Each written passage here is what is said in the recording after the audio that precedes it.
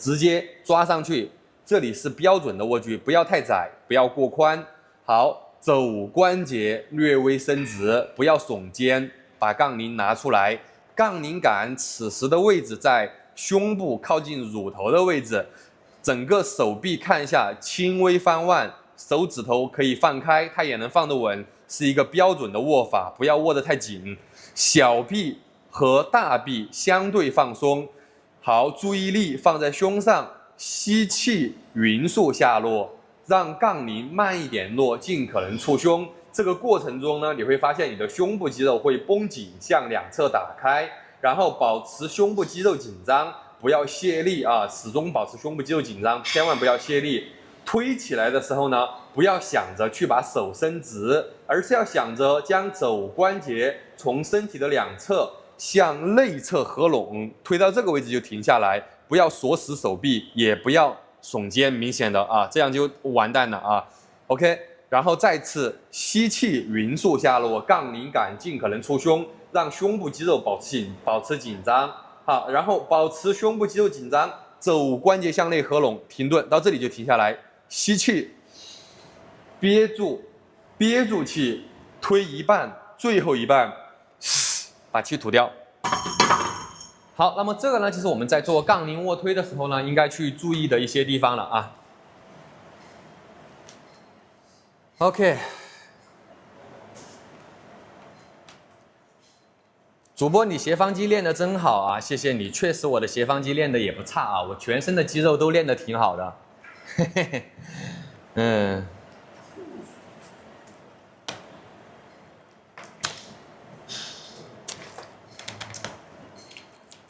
好的，宝子们啊，那么刚刚就是给大家分享了关于这个杠铃的平板卧推啊，然后要是觉得谭教练讲的东西呢对你们有帮助啊，记得点点关注，点点赞啊。今天讲完了吗？中午听课困死了哈，差不多哈，今天其实讲的差不多了。触胸75，不触胸85怎么办？啊，一定要触胸。虽然说不触胸你可以做得更重，但是你不触胸，你的效果会更差。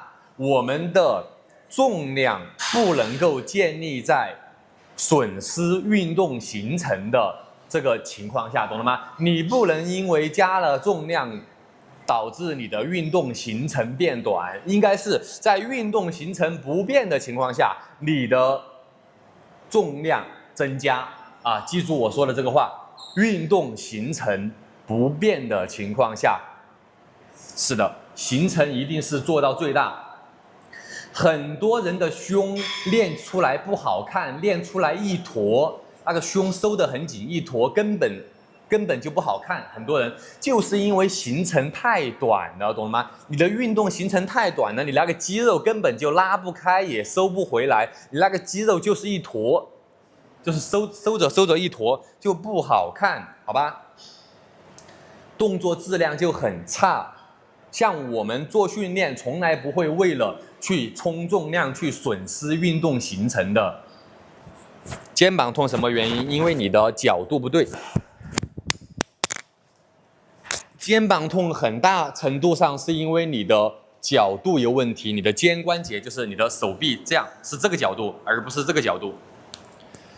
OK， 好的，宝子们啊，如果说觉得谭教练讲的东西呢对大家有帮助啊，记得点点关注，点点赞，谢谢大家。我们是每周一到周五的中午12点钟为大家直播哈，分享胸肩背臀腿腰腹全身各个位置的训练教学。然后呢，如果说有在海口这边的宝子们哈，欢迎大家来我们的健身房打卡锻炼，或者咨询我们的1对1私教啊。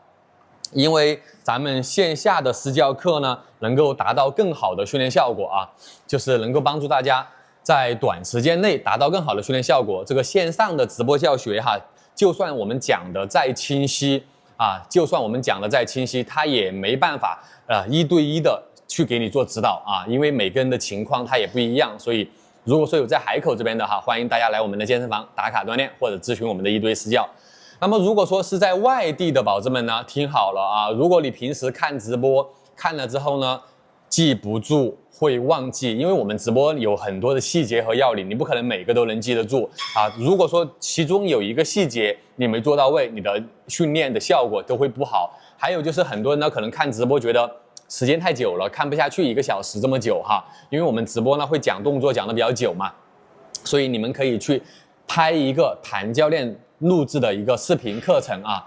这个视频课程呢，包含了胸、肩、背、臀、腿、腰、腹全身各个位置，总共6个位置的教学啊，6个区域啊，胸、肩、背、臀、腿、腰、腹全身6个位置啊，从热身到拉伸再到训练动作总共是有60多个训练视频的讲解包括什么今天给你们讲的杠铃卧推哑铃卧推还有平时我们什么练胸、练背、练臀腿的动作基本上涵盖了健身房里面就是80%、90%的这种主要的训练动作都是有的OK， 有需要的可以找谭教练给我发私信找我。这个课程呢2位数这个课程2位数有需要的可以找谭教练给我发私信咱们直播间没有挂任何的链接，是买不了这个课程的。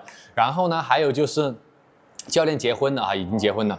还有就是呢，如果说你平时训练特别是刚开始接触训练，听好了，特别是刚开始接触力量训练的宝子你不知道怎么去安排自己的训练，每次去健身房呢都是随便所有的器械都练一遍这种，那么你一定要注意了一定要有一个训练计划就是每个人的训练计划它是不一样的，新手的训练计划和练了一段时间的人的训练计划和老手的训练计划和方案它是不一样的，听懂了宝子们？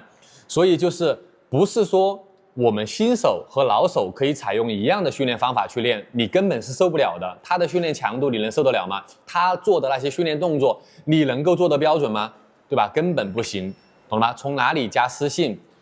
点击我的头像，头像下面呢就能给我看到一个私信，或者是你头像点进去之后，在我的主页的下方会有一个小三角，打开那个小三角也可以加私信就是你想要达到好的训练效果，一定要有一个合适的适合你自己的训练计划，懂了吗？谭教练呢也可以给大家做一个私人定制的训练计划，就是会根据你的目标、你的需求、你健身房的条件，就是你们健身房有哪些器械，懂了吗？给你做一个针对性的训练计划。这个训练计划呢是最适合你目前这个阶段的，能够让你达到最好的训练效果，而不是每天去健身房就瞎搞瞎练一遍，每个器械都搞一遍练完了就走这样是达不到好的训练效果的。包括很多人可能练了很长一段时间之后，发现自己的训练效果并不理想，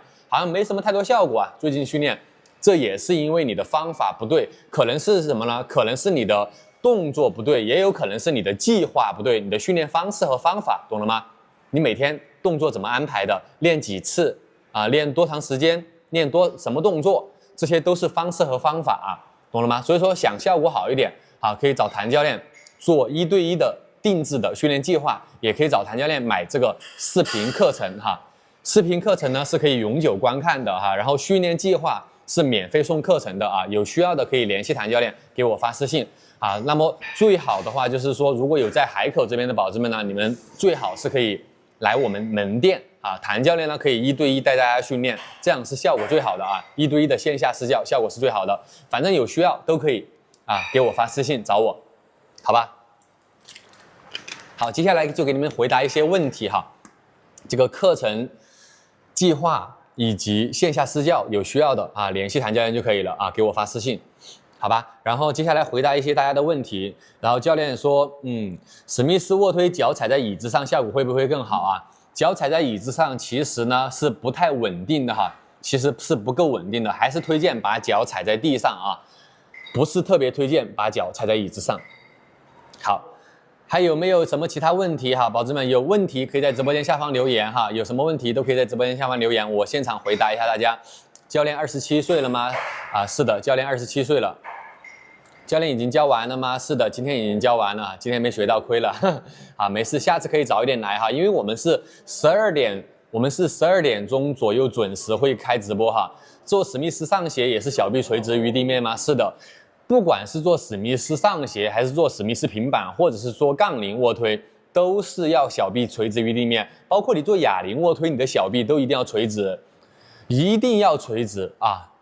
我练臀腰疼哈，练臀如果说腰疼，那大概率是因为你在练臀的动作的时候，你的动作有问题，你的腰椎有压力，懂了吗？有压力，所以你才练完之后第二天腰疼哈。那么你的动作肯定是有点问题的，需要去注意一下啊。练完之后可以吃蛋白粉吗？蛋白粉当然可以吃哈。蛋白粉当然可以吃，但是呢，听好了，蛋白粉和这个碳水的一个吃法，就是增肌和减脂是不一样的。怎么办？怎么办？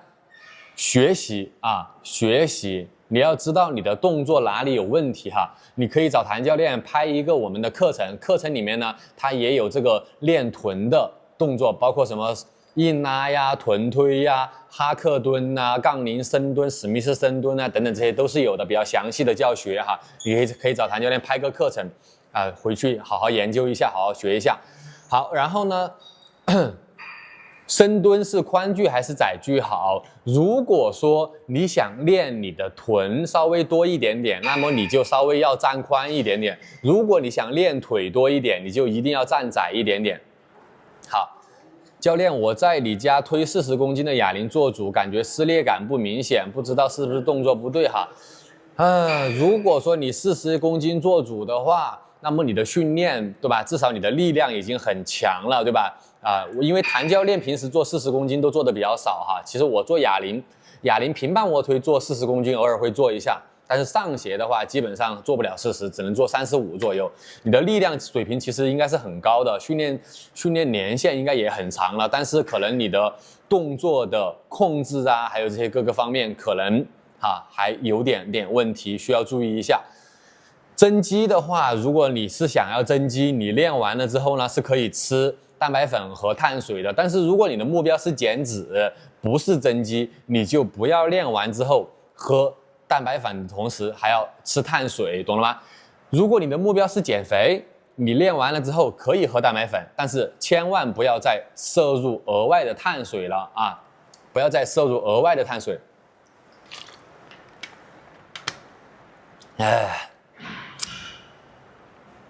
我练胸练背都是4个动作哈，每个动作4组没问题吗？4个动作其实是差不多够了的，但是至于4组够不够，这个就要取决于你练完之后的感受了。如果你练4组，练完之后你第2天你的肌肉没有任何的反应，说明组数太少了，你可能需要做5组甚至6组一个动作。今天练胸只玩2、3个固定器械，其他器械不会。其实呢，是推荐大家这样子的，就是一开始如果你是新手哈，听好了，如果你是小白或者是初学者，一开始呢是推荐可以先采用固定器械去练，因为固定器械它相对来说比较简单，也更利于你去掌握这个动作，找到发力点。一开始去做哑铃和杠铃啊，如果是小白的话，没有人给你指导，你自己一个人去做杠铃哑铃是很难能够找到发力的，而且练很久你都会发现好像全是手臂发力一样，就会出现这样的问题，而且不好掌握，懂吗？所以对于初学者和新手来讲，还是推荐一开始先练固定器械，练个1个月左右、2个月左右之后，再慢慢的去加入自由器械哑铃和杠铃，懂了吗？对于高手来讲哈，就一定是要以自由器械为主了，固定器械呢也要练，但是是以自由器械为主。比如说，你看我们练胸，我们现在练胸呢，做那个固定器械，相对来说就会做的相对来说少一点点了，一般都是用哑铃或者是杠铃来做推胸，对吧？然后呢，再结合做一下什么呢？再做一下这个固定器械的推或者是夹胸，这样子去练。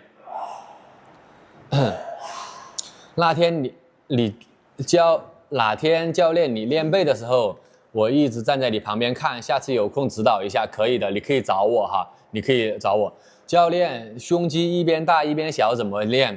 一般怎么办？如果你的胸肌一边大一边小，那么大概率是因为你在练练习的时候，你的两侧的发力是不均衡的。因为首先我们的手臂啊，就是我们一般来讲右手的力量是比左手强的，对不对？我们右手的力量强于左手，那么它就会导致我们在训练的这个过程中可能会出现什么问题呢？出现你的两只手臂发力不一致，导致什么呢？导致你的胸肌的发力不一致。一般来讲，我们在做任何的动作都一定要让两侧的发力能够达到一个相对比较平衡的状态，懂吗？两侧发力要相对平衡。如果说你的左侧的胸肌的发力感比较差，那么你就需要把你的注意力主动的放在我们的左侧的胸部肌肉上面，在推胸的时候，尽可能让你的两边的发力保持一致啊，懂了吗？注意力集中在你较弱的那一侧的发力的肌肉上面。我现在减脂无氧加有氧，运动后喝肌酸，喝水没问题吧？没问题。其实你要减脂，最主要是要制造热量缺口，懂了吗？要有热量缺口。如果说你没有热量缺口，你就没办法减啊。一定是每周每一周你的体重都能够匀速下降。那么这个证明呢，你的热量缺口是 OK 的。如果你一周下来你的体重都没有任何的变化，那么说明你的热量缺口没有打开，你减脂的效果就会比较差啊。基本上如果是我们在减脂的这个过程中，我们需要每周都要有热量的缺口，就是每周你的体重都会匀速慢慢往下掉才对啊。如果说你发现你的体重没有掉，那么你就需要怎么办呢？你需要么去增加训练的时间，一般来讲是增加有氧训练的时间，因为力量训练没办法增加太多啊。一般来讲，力量训练1个小时左右就够了，有氧可以增加。然后还有就是要去减少吃的食物的量，无氧半个小时，有氧1个小时能减脂吗？这个也不叫有氧半小时，无氧就是不能这样子讲啊，不能够这样子讲，就是说，半个小时有氧，半个小时无氧，它能不能减脂？这个取决于你的热量缺口有没有打开。如果说你吃的比较少，那么你就算对吧？你就算你不做训练，你也能减，对不对？如果说你吃的多，热量缺口没有打开，你就算练2个小时，你也减不掉。所以并不在于你的训练的时间，而是在于你的训练和饮食的搭配，能理解吗？是这个意思。首先你要训练，其次你的饮食得要控制下去，一个要增加训练，一个要降低饮食，你才能够达到一个减脂的效果。那么怎么去判断你能不能减呢？就是去观察你的体重嘛。如果说你的体重不降，那说明你要进一步降低饮食，增加训练。教练现在杠铃推胸推多少公斤？我现在杠铃推胸的话，也就推差不多多少公斤？90公斤左右，90公斤。我现在100公斤，其实推的比较少，100公斤能推，但是没办法做主。就是100公斤，如果说要我做主，能够做到8个、12个这样子就不太行啊，我推不了那么重。我练胸的重量其实一般来讲就没有说练得特别的重，一般能够做主的话就是在90公斤左右做主啊，在100公斤就没办法做8到12个了，就做的比较少啊，就只能做几个，那么做几个的话效果就比较差了。